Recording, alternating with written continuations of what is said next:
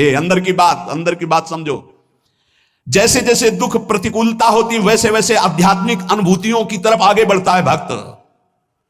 दूसरे लोग देखते हैं कि उसे बड़ा संकट है, विपत्ति है, दुख है, लेकिन उसकी अनुभूतियों को नहीं, वो भगवान प्रदत्त है। वास्तव में प्रतिकूलता वही है जो भगवान से विमुख कर दे। वो प्रतिकूलता, वो दुख विपत्ति नहीं जो भगवान के अनुभव में डुबो दे। सांसारिक राग आसक्ति से पतन होता है, इसलिए भगवान अपने भक्त की प्रतिकूलता, विपत्ति, दुख आदि पर ध्यान नहीं देते, उसके भाव को दृढ़ करते हैं, अध्यात्म की ऊंचाई बढ़ाते हैं। इसलिए भगवान भक्त के पास आई हुई प्रतिकूलता सुरक्षित रखते हैं, कहीं फंस न जाए अनुराग में, अनुकूलता में, संसार के राग अनुराग में आगे बढ़े। इसलिए पग पग पर भक्तों के जीवन में प्रतिकूलता देखी गई और उनको कभी निराश उदास थोड़ी देखा गया। विनाशाय च दुष्कृतम, दुष्ट मनुष्य अधर्म का प्रचार करता है, धर्म का नाश करता है। दुष्ट की पहचान जो शास्त्र विरुद्ध आचरणों को स्थापित करता है, शास्त्र विधान का खंडन करता है, उसे दुष्ट कहते हैं। कोई भी हो जो शास्त्र विधान का सम्मान करता है और शास्त्र निषेध का त्याग करता है, उसे धर्मात्मा, साधु कहते हैं, महात्मा कहते हैं। भगवान उनका विनाश करते हैं जो शास्त्र विधान का उपहास करते हैं और निषेध की स्थापना करते हैं। ये नहीं करना चाहिए तो कहते करो, कोई भी हो, परिणाम देख लेना, परिणाम देख लेना। विवेकवान परिणाम का इंतजार करते हैं, तुम क्या बोल रहे हो ये नहीं देखते, जब काटोगे तब तुम्हें बताएंगे क्या काटा तुमने। जो मनुष्य कामना के अत्यधिक बढ़ने के कारण झूठ, कपट, छल, बेईमानी, दुर्गुण, दुराचारों में लगे होते हैं, उनका स्वभाव बन जाता है शास्त्र की निंदा करना, साधु की निंदा करना, सद्गुण सदाचारियों पर अत्याचार करना, उनको दुख देना। भगवान कहते हैं ऐसों का विनाश मैं स्वयं करता हूं, तिनकर काल रूप में भ्राता, उनके लिए मैं काल दंड बन जाता हूं। दुष्कृताम, दुष्कृति करने वालों का विनाश आए, दुष्कृताम, विनाश करता हूं।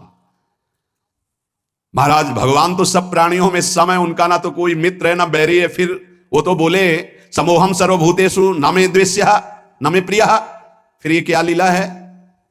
अरे उनके लिए जैसे महात्मा तैसे दुरात्मा, वो तो सब में विराजमान है, उनके लिए ना कोई द्वेष का पात्र न कोई राग का पात्र है।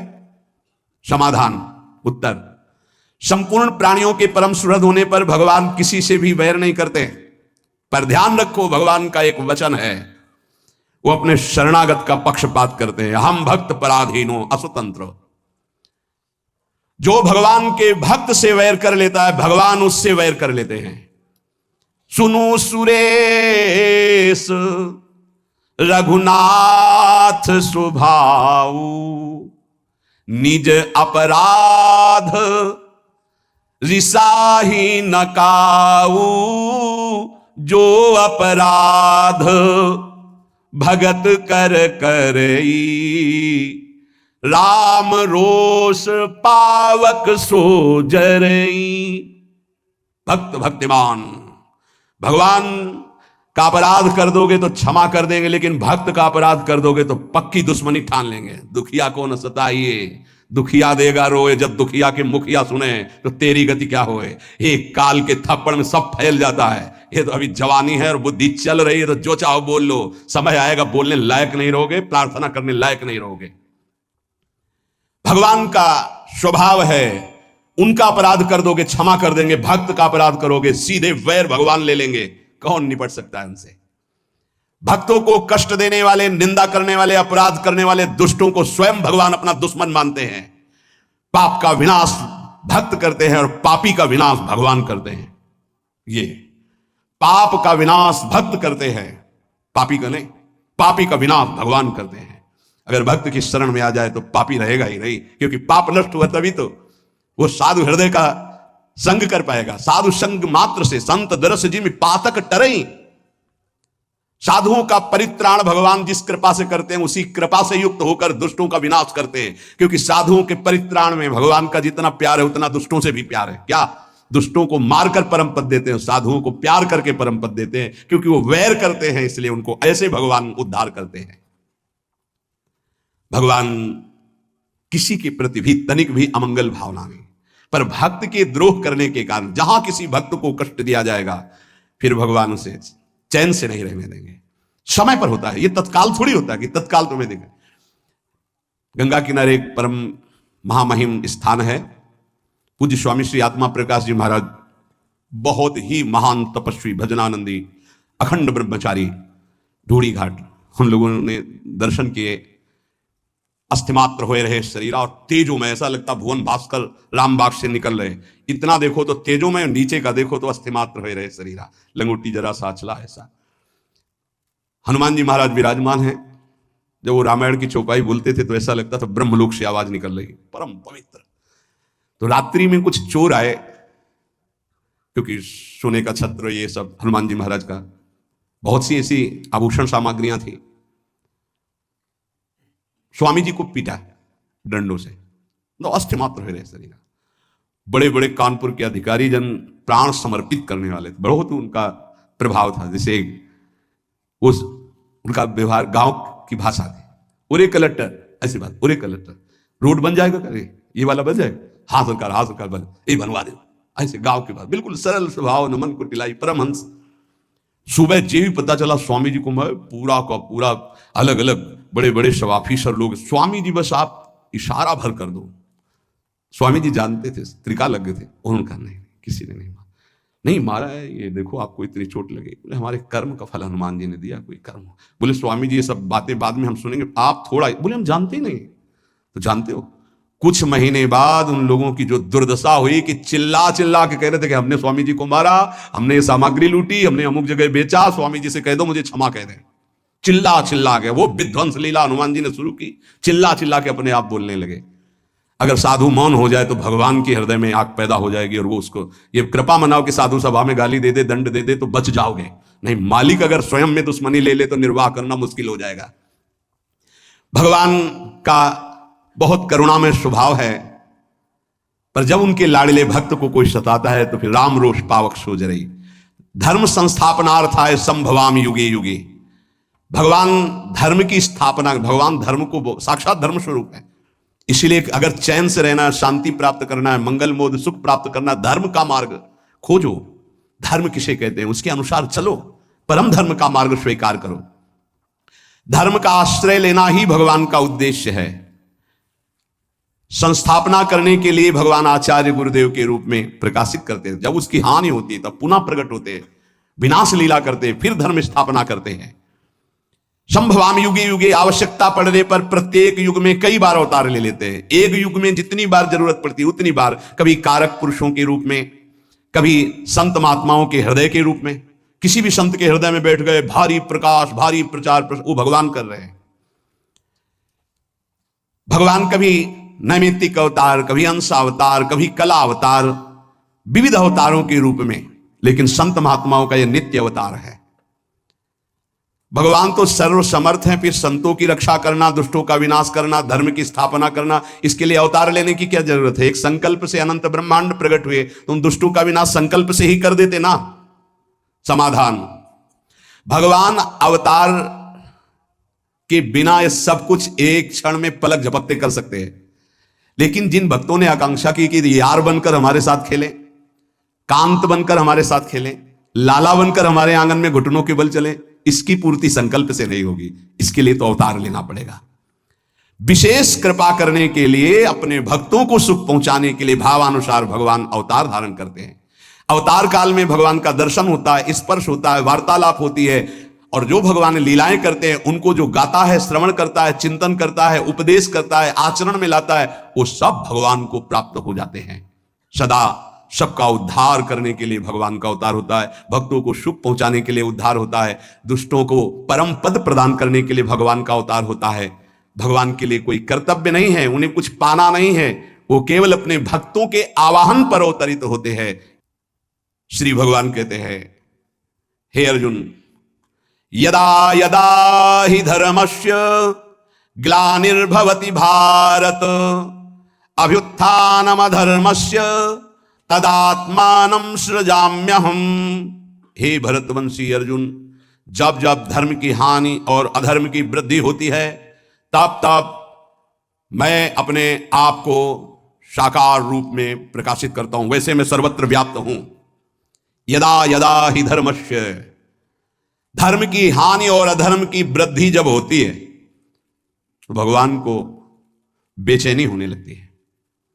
भगवत प्रेमी, धर्मात्मा, सदाचारी, निरपराध, निर्बल, इन पर जब नास्तिक, पापी, दुराचारी, बलवान मनुष्य अत्याचार करते हैं, सद्गुण सदाचारों की एकदम धज्जियां उड़ जाती हैं, दुर्गुण दुराचार अत्यधिक सफल दिखाई देते हैं, वृद्धि को प्राप्त होते हैं, तब भगवान जब देखते हैं किसी संत, महात्मा, योगी, मुनि से अब कुछ नहीं संभलेगा, तब आप पधारते हैं। जब जब आवश्यकता पड़ती तब तब भगवान अवतार लेते हैं। एक युग में जितनी बार आवश्यकता और अवसर प्राप्त होता है उतनी बार अवतार लेते हैं। जैसे समुद्र मंथन में भगवान ने कई अवतार धारण किए, उसी समय अजित रूप से देवताओं के साथ मिलकर समुद्र मंथन कर रहे हैं, कक्षप रूप से मंदराचल को नीचे धारण किए हुए, शास्त्राबाहु हजारों भुजाएं से ऊपर पकड़े हुए हैं, अमृत लेकर के धन्वंतरी रूप में प्रकट होते हैं। दैत्य लोग अमृत ले जाते हैं तो मोहिनी रूप धारण करके अमृत देवताओं को पिलाते हैं। एक ही लीला में कई अवतार धारण कर लिए। अधर्म की वृद्धि और धर्म का ह्रास होने का मुख्य कारण है नाशवान पदार्थों की ओर आकर्षण। जैसे केवल माता पुत्र पैदा नहीं कर सकती, पिता का संयोग अत्यंत आवश्यक है, ऐसे ही ये प्रकृति स्वयं रचना नहीं कर सकती, इसमें पिता परमात्मा की आवश्यकता, उसी के संयोग से ये संपूर्ण ब्रह्मांडों की रचना हुई है। प्रकृति और परमात्मा यही असली माता पिता हैं सबकी सृष्टि के। ये जो शरीर देख रहे हैं, जितनी रचना देख रहे हैं, ये दो से बना हुआ है, परमात्मा तत्व और प्रकृति के द्वारा। हर जगह आपको दो मिलेंगे, कोई ऐसा कण नहीं जहां दोनों हो। सब जगह परमात्मा तत्व व्याप्त है, कोई जगह ऐसे, मुर्दे में भी व्याप्त है। मुर्दे में वेन के शरीर को मथा तो भगवान निकल आए, पृथु भगवान का अवतार हो गया। खंबे से भगवान नरसिंह रूप में निकल आए। धन्ना जाट को भांग का सिलबट्टा दिया था, उससे भगवान प्रकट हो गए। कुत्ते से नामदेव, भूत से भगवान, कोई ऐसी जगह नहीं जो भगवान ना हो। और प्रकृति, ये जितना हमारे नेत्रों से दिखाई दे रहा, मन से सोचा जा रहा, सब प्रकृति के अंतर्गत है। गो गोचर जहां लगो मन जाई, सो सब माया जानो भाई, दो से ही बना हुआ है। बिना परमात्मा तत्व के प्रकृति कुछ नहीं कर सकती। जैसे हाइलोजन है, बिजली से ही चमकेगा, इसमें चाहिए बिजली, पावर चाहिए, बिजली गई अंधेरा छा जाएगा। ऐसे प्रकृति एक यंत्र है, करण है, पर इसका कारण परमात्मा है। जितना जड़ चैतन्य सुंदर दिखाई दे रहा है, इसकी सुंदरता में श्री कृष्ण ही विराजमान है। परमात्मा और प्रकृति दोनों से ही बना हुआ है। वो अविनाशी, निर्लेप, और ये विनाशी, परिवर्तनशील। प्रकृति का जितनी रचना है वो क्षण क्षण नाश को प्राप्त होता रहता है, बदलता रहता है। वो एक रूप कभी नहीं रह सकता प्रकृति का। और परमात्मा कभी परिवर्तनशील नहीं होता, सदैव एक रूप रहता है। ऐसे ही भगवान का अंश जो, वो एक रूप अविनाशी चैतन्य घन। और ये शरीर सब परिवर्तनशील, ये पहले नहीं था, बाद में नहीं रहेगा, अब भी नहीं है, ये बदल रहा है एक एक क्षण। किंचन मात्र भी अपने स्वरूप में परिवर्तन नहीं हो परमात्मा, जिसका परिवर्तन वो प्रकृति। किंचन मात्र एक रस नहीं रह सकती, परिवर्तन ही परिवर्तन। जब कोई अनित्य, उत्पत्ति विनाशशील प्राकृत पदार्थों से सुख भोग की इच्छा करता है तो उससे पाप बनने लगते हैं, पतन होता है। और ऐसे जिनका हृदय पतन हो जाता है, वो भगवान और भगवान के वाक्यों को स्वीकार नहीं करते, पापात्मा पुरुष। जो पे दुष्ट हृदय सोई होई, मोरे सन्मुख आओ कि सोई, पापवंत कर सहज स्वभाव, भजन मूर्ति भाव न काऊ। जहां अधर्माचरण बढ़ने लगा, पापाचरण बढ़ने लगा, कलह, विद्रोह, दोष, व्यभिचार नाना प्रकार के बढ़ने लगे, तो फिर भगवान उसको रोकने के लिए, अगर किसी ऋषि मुनि के अंदर बैठकर काम चल जाता है तो भगवान ऐसा भी करते हैं। ऋषि मुनि के अंदर बैठकर काम चलने का मतलब, कोई भी ऋषि मुनि पाप को नष्ट करके उसको सौहार्द भाव, सत्य भाव में स्थित करता है, कभी वो पापी को नष्ट नहीं करता। ध्यान रखना, यह है काम चलना। अगर परिवर्तन हुआ तो हुआ, और नहीं हुआ तो अब वहां भगवान परिवर्तन करने के लिए नहीं आते। फिर परित्राणाय साधु नाम विनाशाय दुष्कृताम, साधु दुष्कृति का विनाश करके उसके अंदर साधुता भरता है। जब तक भगवान की महिमा कृपा अंदर रही तो वो ऐसा विस्तार करता है। जब भगवान देखते हैं अब यहां भी काम नहीं चलेगा, न मंत्र से न उपदेश से अब काम नहीं चलता हमारे साधु महात्माओं का, इनकी तपस्या बड़ी है, इनका रुद्र रूप बड़ा है, तो फिर भगवान स्वयं अवतरित होते हैं उनको साधुता देने के लिए नहीं, विनाशाय च दुष्कृताम, दुष्कृत करने वालों का विनाश करने के लिए प्रकट होते हैं। सतयुग, त्रेता युग, द्वापर युग, कलयुग, इन चारों युगों में देखा जाए तो धर्म का क्रमशः ह्रास होता चला जाता है। जब धर्म का संपूर्ण ह्रास होने लगता है किसी भी युग, भगवान अवतरित हो जाते हैं। तदात्मानम सृजाम्य हम, जब जब धर्म हानि और अधर्म वृद्धि को प्राप्त होता है तो भगवान अवतार धारण करते हैं। कई अवतारों के स्वरूप हैं कारक महापुरुषों के रूपों में, जीवन मुक्त महापुरुषों को भेज देते, जाओ संभालो। जैसे एक समय बड़े बड़े महापुरुष एक साथ प्रकट हुए, अलग अलग प्रांतों में प्रकट हुए, संभाल रहे हैं, हर जगह अपने अपनी सीमा में भक्ति का प्रकाश करके अधर्मियों की वृत्तियों का परिवर्तन कर रहे हैं। जब ऐसा भी होता है कि कारक पुरुषों से काम नहीं चलेगा, भगवान फिर स्वयं अवतरित होते हैं। कभी कभी ऐसा भी होता है किसी संत महापुरुष के हृदय में प्रकाशित होकर के धर्म की स्थापना, अधर्म वृत्तियों का नाश करते हैं, व्यक्तियों का नहीं, अधर्म वृत्तियों का, कभी कारक पुरुषों के रूप में। जब किसी से कार्य नहीं चलता, जैसे कंस का उपद्रव, जरासन, भौमासुर, जब कृष्णावतार हो, कितने बड़े बड़े सम्रासुर, बड़े बड़े, ये किसी मंत्र, औषधि, योग बल, तपस्या के द्वारा काबू में नहीं किए जा सकते थे। शिशुपाल, दंतवक, बड़े बड़े कृष्णावतार, रामावतार में भी। तब सब ऋषि मुनि देवता, भगवान ब्रह्मा पृथ्वी गौ का रूप धारण करके प्रभु को पुकारते हैं कि अब मेरे बस की बात नहीं रह गई। तब भगवान तदात्मानम सृजाम्य हम, प्राणी मात्र का परम मंगल करने के लिए, धर्म की स्थापना के लिए भगवान अपने को प्रकाशित करते हैं सर्वत्र। भय प्रकट कृपाला दीन दया, वो प्रकट हो गए। परित्राणाय साधूनाम विनाशाय च दुष्कृताम धर्म संस्थापनार्थाय संभवामि युगे युगे। साधुओं की रक्षा, भक्तों की रक्षा करने के लिए, पाप कर्म करने वालों का, अधर्म आचरण करने वालों का विनाश करने के लिए और धर्म की भली भांति स्थापना करने के लिए मैं युग युग में प्रकट हुआ करता हूं। अर्जुन जी से कहते हैं परित्राणाय साधु नाम। साधु मनुष्यों के द्वारा अधर्म का नाश और धर्म का प्रचार होता है, इसलिए भगवान साधुओं की रक्षा के लिए अवतार धारण करते हैं। साधु किसे कहते हैं?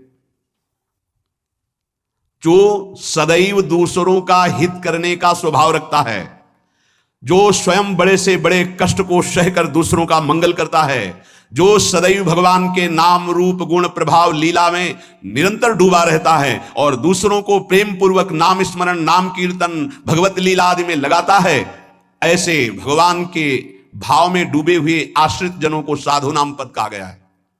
जिसका एकमात्र परमात्मा ही है उसे साधु कहते हैं। जिसका एकमात्र परमात्मा प्राप्ति उद्देश्य है उसे भी साधु कहते हैं। जिसका नाशवान संसार के भोगों का उद्देश्य है उसे ही असाधु कहते हैं। असत परिवर्तनशील वस्तुओं में जिसकी कामनाएं बढ़ चुकी हैं, ज्यों ज्यों कामनाएं भोगी जाती त्यों त्यों असाधुता बढ़ती चली जाती है और साधुता क्षीण होती जाती है। साधुता लुप्त हो जाने पर अधर्माचरण बुरा नहीं लगता। ध्यान रखना, जिसका पवित्र हृदय थोड़ी भी गलती करेगा तो जलेगा, और वही जब गलती पे गलती गलती पे गलती करता जाएगा तो फिर उसकी जलन खत्म हो जाएगी। साधक को महसूस होता है मेरे से गलती हो गई, वो जलता है, रोता है, और जब भयंकर पापाचरण होने लगता है तो उसे गर्व होने लगता है कि मैं ऐसा भोगता करता हूं। उसको कोई ग्लानि नहीं होती।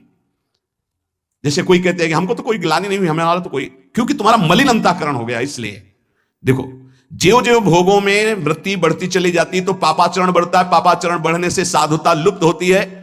असाधुता का मूल, वो मूढ़ता, वो कामना बढ़ती चली जाती है। हृदय मलिन हो जाता है, उसको ग्लान भी नहीं होती, पश्चाताप भी नहीं होता। साधु पुरुष पशु पक्षी वृक्ष मनुष्य देवता पितर सबका हित, सबका आनंद, सबका सुख चाहते हैं, वही साधु होते हैं।